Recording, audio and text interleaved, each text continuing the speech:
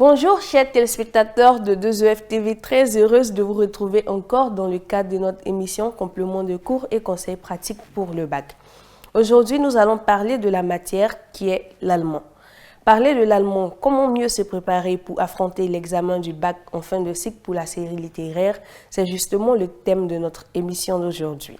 Alors, je suis en compagnie d'un professeur d'allemand. Monsieur Amangwa, bonjour. Bonjour madame. Merci beaucoup d'être sur notre plateau. C'est moi qui vous remercie. Merci pour l'opportunité que vous m'offrez de m'exprimer au travers de vos chaînes.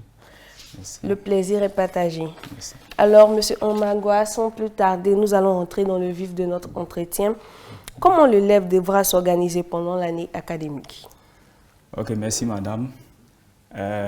D'emblée déjà, j'aimerais dire que dans le système éducatif ivoirien, l'allemand est enseigné à raison de 3 heures par semaine, ce qui semble insuffisant. Alors le professeur, il est impossible au professeur de tout donner, c'est-à-dire le vocabulaire, la grammaire.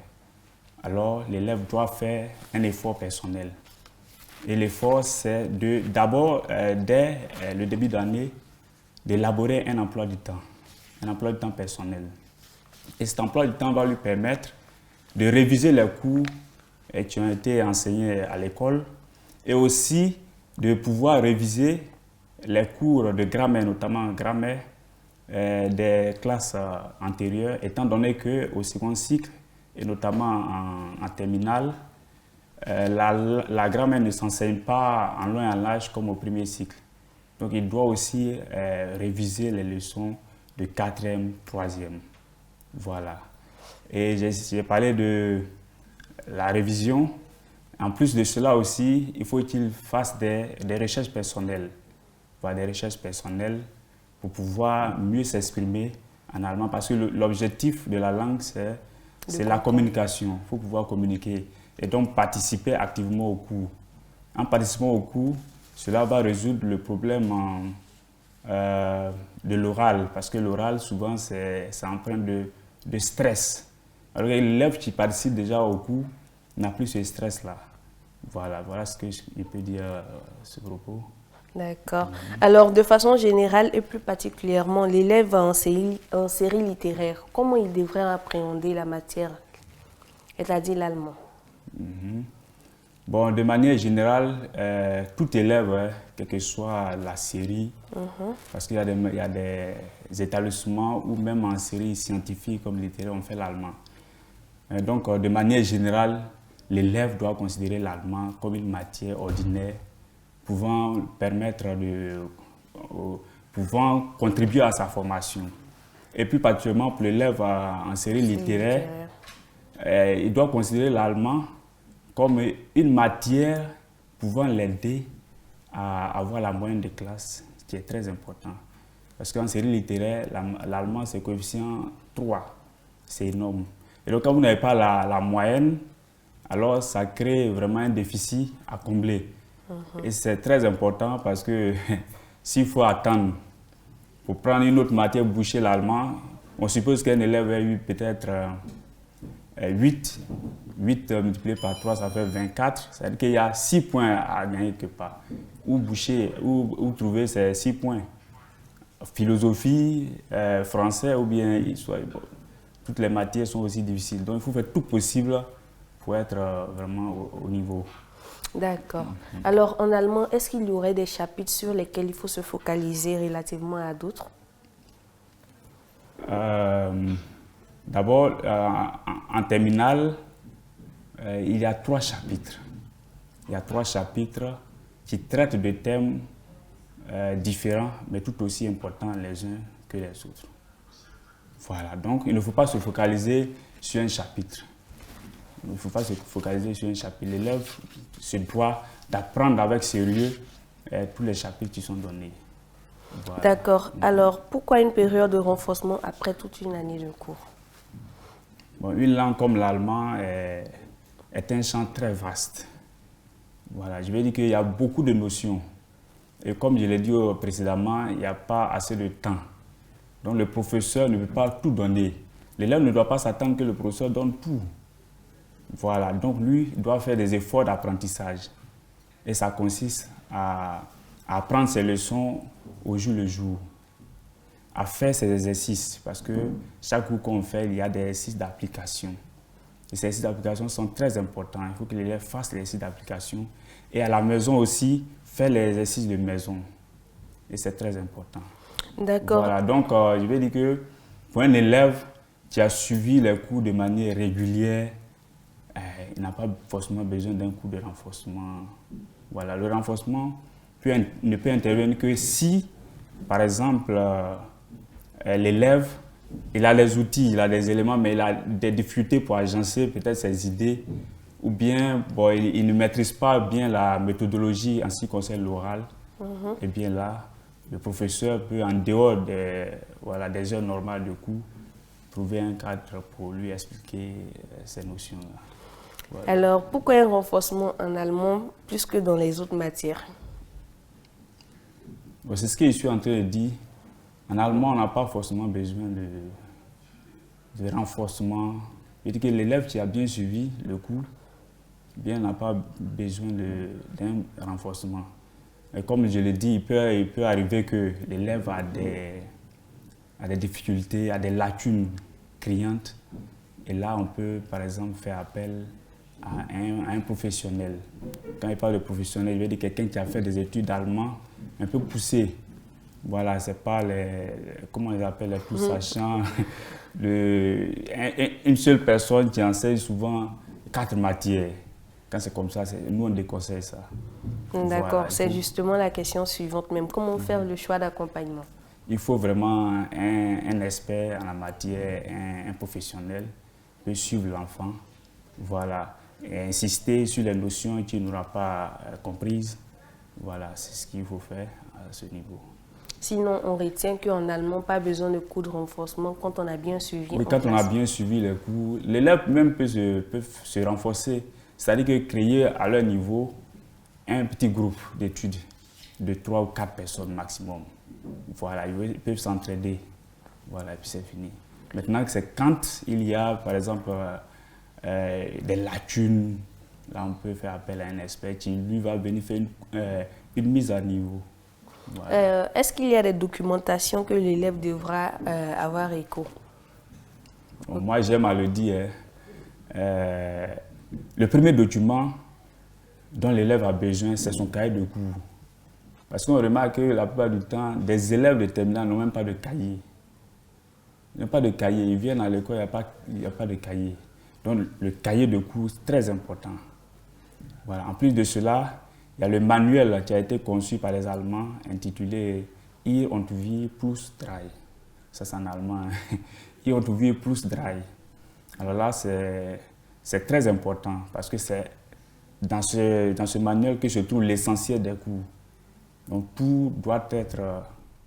un élève se doit de se l'approprier, c'est très important. Hier und wir plus 3. Ça englobe tous les chapitres du second cycle. Quand vous l'avez en second, vous l'avez en première terminale. Voilà. En plus de cela, il faut avoir un carnet de notes pour étoffer son vocabulaire. Voilà. Et puis, avoir aussi un dictionnaire. Un dictionnaire pour parfaire ses connaissances, pour pouvoir aussi s'exprimer en allemand. Voilà. En dehors de ces documents-là, il n'y a pas de documents qui viennent en plus, c'est-à-dire par exemple les annales, d'autres documents? Bon, en allemand, j'ai vu, il y a une seule annale que j'avais vue, mais je ne sais pas, je n'ai pas conseillé cela parce que je n'ai pas lu de fond en comble, donc il m'est impossible de conseiller cela. Alors, monsieur, quelles sont les attitudes pendant la période d'examen en général? Les attitudes à avoir pendant la période d'examen en général, avant de passer spécifiquement. Les attitudes, je pense qu'il ne faut pas, l'élève n'a pas à paniquer. Pour un élève qui a bien suivi les cours, il ne doit pas paniquer. Donc il doit d'abord évacuer ce stress-là, la peur, parce que ce sont aussi les ennemis de la réussite. Quand tu as peur déjà, c'est déjà négatif. Voilà. Donc il faut aussi bien se comporter. Comme je l'ai dit, à l'allemand, il y a 2 grandes épreuves, il y a l'oral et puis il y a l'écrit. Voilà, l'oral, il faut bien se tenir, il faut avoir une tenue vestimentaire vraiment acceptable, il faut être courtois aussi, voilà. Et puis, à l'écrit, comme je l'ai dit, il faut faire un effort, pour ne pas trop communiquer aussi, voilà, en classe, voilà, parce que c'est un examen, il faut se concentrer sur sa copie, il ne faut pas regarder de gauche à droite, voilà. Est-ce que pendant la préparation de l'année académique, il y a une différence de préparation entre l'oral et l'écrit? Oui, parce qu'il y a une méthodologie qu'il faut suivre, et qui est aussi enseignée en classe. Une méthodologie qu'il faut suivre au niveau de l'oral. Il y a des étapes à franchir. Voilà, par exemple, un élève qui arrive, il se doit de saluer le professeur en allemand. Et comme on le dit là, en allemand, très tôt le matin, c'est-à-dire de 6h jusqu'à 11h30, il faut dire Guten Morgen. Guten Morgen. Voilà, quand on ne connaît pas le nom du professeur, on n'est pas obligé de mettre Herr. Parce que quand on dit Herr sans le nom, ça devient une erreur à ne pas commettre. Donc quand on ne connaît pas le nom du professeur, on peut dire Guten Morgen, tout simplement. Maintenant, l'après-midi, c'est-à-dire, bon, de 11h30 jusqu'à l'après-midi, on peut dire Guten Tag. Voilà, Guten Tag. Et quand on vient, il faut demander Darf ich mich setzen? Est-ce que je peux m'asseoir? Le professeur dit oui. Et maintenant, vous commencez à vous présenter, et puis vous suivez au fur et à mesure la méthodologie. Voilà. D'accord. Alors, chers téléspectateurs, nous allons marquer encore une pause publicitaire. Nous revenons juste dans quelques instants. Restez connectés. Instant pub. Instant pub. Instant pub.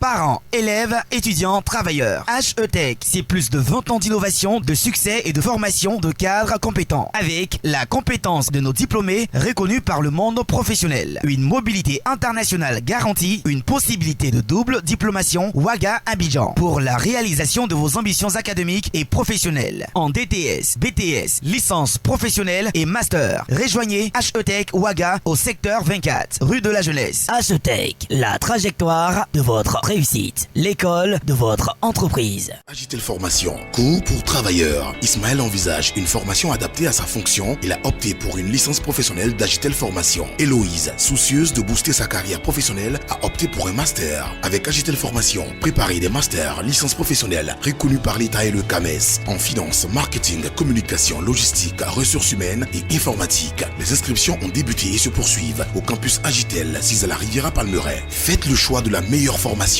pour vous aider à conquérir le monde du travail. Agitel Formation pour la mondialisation de votre formation. Instant pub. Instant pub. Instant pub.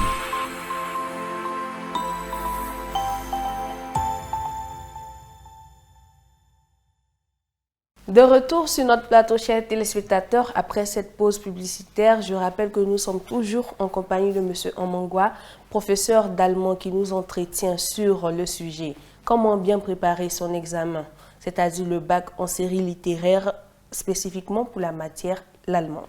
Alors, M. Omangwa, on parlait tout à l'heure de comment appréhender la matière l'allemand.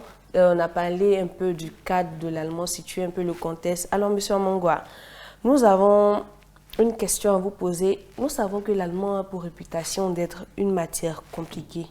Le savez-vous? Oui. D'accord. Alors, que dites-vous à ces élèves qui pensent cela? Bon, je vais dire à ces élèves que l'allemand, c'est compliqué, mais c'est une conception un peu, je vais dire, un peu dépassée. Parce qu'actuellement, avec l'APC, c'est-à-dire l'approche par compétence, alors l'enseignement de l'allemand devient un peu flexible. Donc, les élèves n'ont pas trop à présenter l'allemand comme un spectre, comme une terreur. Je vais dire que l'allemand est une matière ordinaire aujourd'hui et donc ils n'ont pas à craindre. Voilà. D'accord. Alors, nous savons aussi qu'en période d'examen, c'est-à-dire dans les séries littéraires, pour les langues, il y a la langue vivante 1 et la langue vivante 2.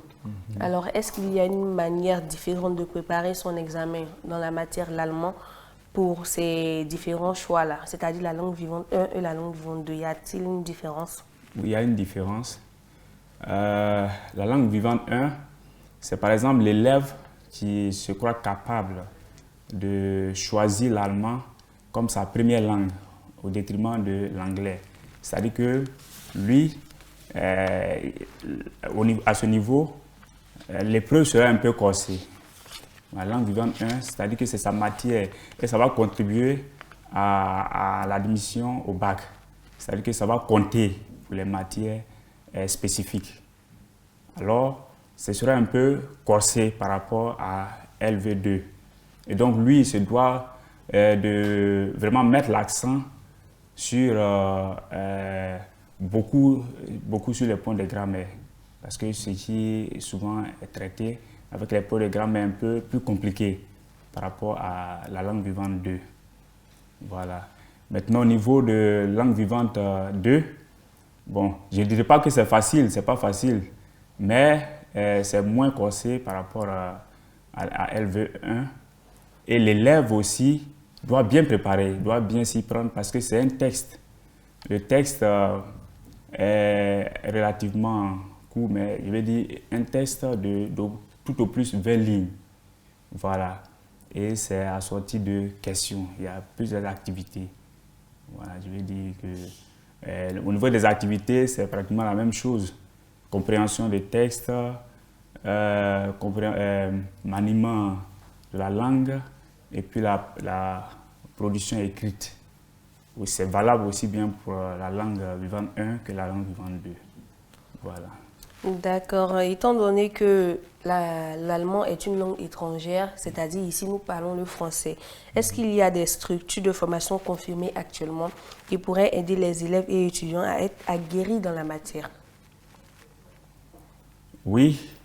La première maison déjà à laquelle je peux faire allusion, c'est l'Institut Goethe, le Goethe Institut. Là-bas, tout s'y trouve. Les cours de langue pour des étudiants ou bien pour des élèves qui, après le bac, veulent par exemple aller en Allemagne pour continuer les études. Je pense que c'est la maison la mieux indiquée. C'est le centre culturel allemand. Et là-bas, on fait tous les cours de langue avec des experts. D'accord. Alors, comment peut-on décrire l'épreuve d'allemand? De quoi se compose-t-elle à l'examen? L'épreuve d'allemand ressemble un tant soit peu à presque toutes les épreuves, les épreuves littéraires. Je dis français, allemand et anglais, parce qu'elles se subdivisent en deux groupes, en deux épreuves, je vais dire. L'épreuve écrite et l'épreuve orale. Voilà, à l'oral, l'élève aura à commenter un texte court ou une image, c'est-à-dire un document iconographique. Voilà, il aura à commenter tout cela. Dans le texte, il y a, comme je l'ai dit, il y a 3 thèmes. Et le texte aura forcément un rapport avec l'un de ces thèmes. Voilà, le premier thème étudié, c'est le thème qui parle de l'environnement. Umwelt. Voilà, Umwelt. Vous avez des notions. Donc, ça parle de Umwelt. OK? Et le deuxième thème parle du problème de l'alcoolisme, la cigarette, etc., etc. Et le troisième thème parle de la mode. Voilà. Donc, les textes qui seront choisis auront forcément un rapport avec un de ces thèmes-là. Donc, l'élève doit se munir des outils et des éléments qu'il a déjà étudiés en classe pour pouvoir construire des phrases. Voilà. Et rien ne sera donné qui n'ait pas été vu déjà en classe. Voilà. Au niveau de l'écrit, il y a un texte de plus 20 lignes et il y a des activités qui se composent en 3 parties. C'est-à-dire la première partie, c'est relatif à la compréhension du texte. Aufgaben zum Textverständnis. Et là, on propose des exercices du genre vrai ou faux, ou bien des textes à trous. Et à la fin, on pose 2 ou 3 questions. Voilà. Et puis, dans la deuxième partie, deuxième activité, Aufgaben zur Sprachkompetenz, compétences linguistiques. Voilà, il y a le vocabulaire, il y a ce qu'on appelle les fonctions langagières, voilà, comment les expressions qu'il faut utiliser, les expressions souvent consacrées, qu'on appelle expressions idiomatiques. Voilà. Et puis, la grammaire. Voilà. Aussi bien pour langue vivante 1 que langue vivante 2. C'est la même structure. Et à la fin, la troisième activité, c'est la production écrite, freie production. Il sera donné un sujet relatif aux 3 thèmes cités précédemment, l'environnement, l'alcoolisme, la cigarette ou bien la mode. Voilà. Souvent, ce qu'on donne, c'est de trouver les solutions ou bien les causes de la dégradation, par exemple, de l'environnement, les effets du réchauffement climatique. Voilà, on peut donner ça. On peut aussi donner les conséquences de l'alcoolisme, etc. Donc, ce sont des choses qu'on peut donner, mais l'élève se doit de rédiger. Souvent, on donne, et puis ça accompagne de questions. Mais dans sa rédaction, il ne devrait pas numéroter aussi comme ils ont fait. C'est juste pour les guider. Donc, il doit faire attention pour ne pas dire première question. Non, il doit faire sa rédaction. Les questions qui sont là numérotées, c'est juste pour le guider, pour l'orienter, pour ne pas qu'il voilà. D'accord. On ne répond pas aux questions, question 1. Non. On fait une rédaction. On fait une rédaction. Voilà. D'accord. Alors, est-ce qu'il y a des sujets qui... C'est-à-dire, il y a des thèmes qui se répètent en général dans les sujets chaque année? Bon, comme je l'ai dit, moi, je n'aimerais pas que les élèves rentrent dans cette logique. Dans ce calcul de probabilité en allemand, non. C'est vrai, il peut y avoir des années où le thème de Umwelt apparaît par exemple 3 fois d'affilée, mais l'année suivante, il peut y avoir aussi... Donc, il faut apprendre sérieusement tous les thèmes. C'est très important. Il ne faut pas se focaliser sur un seul thème. Il faut apprendre les 3 thèmes. C'est très important. Voilà, il ne faut pas qu'ils rentrent dans cette logique-là. Il dit, bon, comme cette année, le thème de Umwelt est sorti, eh bien, non, ce n'est pas possible. D'accord. Alors, quels sont les comportements ou le comportement que l'élève doit adopter face à son sujet d'allemand? C'est-à-dire, il est rentré dans la salle d'examen, il est assis face à son sujet d'allemand. Quel est le comportement à adopter? D'abord, c'est de rester serein, ne pas être sous le poids du stress. Voilà, il faut se dire que bon, durant toute l'année, je me suis préparé, donc c'est le moment de rendre ce que j'ai pu assimiler. Donc, il ne faut pas avoir peur, parce que la peur, c'est l'ennemi du succès. Quand tu as peur, peut-être même que tu es très fort dans la matière, mais à force de dire « Ah, ça c'est ma matière, si je rate ça, je suis mort ». Et puis, et quand on lit le test, la première fois, quand on n'a pas compris, on commence à paniquer. Non, il ne faut pas faire cela. Il faut prendre le temps de bien lire voilà, le texte, bien comprendre avant de commencer les activités. Et quand on commence une activité, par exemple le grand 1, tous les exercices, si vous ne connaissez pas, vous laissez un espace pour pouvoir après revenir, si on se remémore les choses, pour pouvoir faire l'exercice. Mais ne pas laisser, souvent on ne laisse pas d'espace, et puis on va vers la fin de la copie et puis on met suite de la partie 1. Non, ça ne se fait pas. Quand c'est comme ça, les examinateurs, c'est fort probable qu'ils ne corrigent pas, voilà, ils ne corrigent pas la partie. D'accord. Étant donné donc que vous êtes un enseignant d'abord de l'allemand et un probable correcteur à l'examen, quelles sont les astuces ou petits secrets, on dirait, que vous pouvez donner aux élèves qui nous suivent actuellement par rapport au sujet d'allemand? Bien, comme je l'ai dit, d'abord, bien se comporter, il faut bien se comporter face au sujet, bien lire et chercher surtout à faire les 2 premiers exercices. Et les 2 premiers exercices, c'est-à-dire que le grand 1, le grand 2, avant d'aborder le grand 3. Parce que le grand 3, si pour un élève qui sait bien lire entre les lignes, les éléments de réponse souvent se trouvent dans le texte. Et donc, les réponses se complètent au fur et à mesure. Quand vous traitez, vous allez voir que après, ça peut constituer les éléments de réponse pour la rédaction. Donc, il faut faire les 2 premiers exercices, grand 1.1, grand 2, et puis rassembler ces éléments-là pour faire sa rédaction. Voilà, et là, je pense que ça peut aller. Maintenant, en tant que correcteur, souvent, on tombe sur des copies où il y a trop de ratures. L'élève doit éviter cela. C'est pourquoi on donne les brouillons. Il faut beaucoup travailler au brouillon avant de reporter. Parce que quand il y a trop de ratures comme ça, le correcteur, lui, dans sa tête, c'est qu'il y a eu peut-être fraude. Voilà. Il faut aussi éviter de communiquer pendant l'examen. Voilà. Il y a des élèves qui, souvent, des bouts de papier qu'on balance à l'autre, ils donnent les réponses. Et souvent, on se rend compte que dans la même salle, ce sont des copies conformes. Comme ça, l'examinateur peut te pénaliser en donnant peut-être une autre commune ou bien même crier à la fraude et c'est ton avenir qui y va comme ça. Voilà. Donc voilà un peu ce qu'il peut dire à ce niveau. D'accord, merci beaucoup Monsieur Amongwa. Alors, en guise de conclusion, nous vous demandons de souhaiter bonne chance à nos élèves et étudiants qui nous regardent actuellement. Je voudrais d'abord vous dire merci. Merci à vous. Voilà. Chers candidats, est-ce que vous pouvez me permettre que je parle aussi allemand parce que je pense que... Allez-y. Ok. Liebe Schülerinnen, liebe Schüler,